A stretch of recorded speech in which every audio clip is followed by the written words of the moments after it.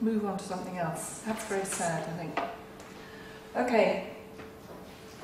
So, just to hammer a few more nails into the coffin of multimodality theory, the problems for education, I think it's vague and confusing for teachers. It doesn't offer teachers a purpose for doing anything with non-print texts. It says, okay, you can use those in the classroom, you can do stuff with them. It doesn't give them a clear purpose for doing it.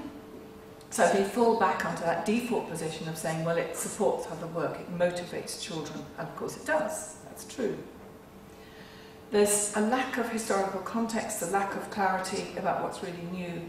Now, what's important, I think, about digital technology is the access it gives to textual forms that were formerly harder for most people, especially for children, to access, distribute, or make.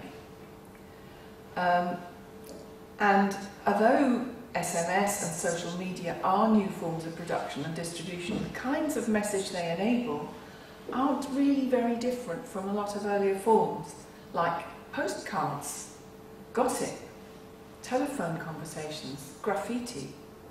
It's another way of distributing that kind of light-hearted social interaction that people have always done.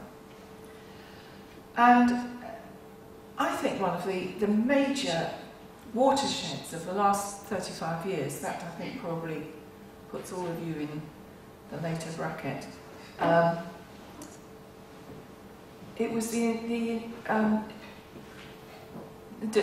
domestic VCR, video cassette recorder, the late 70s.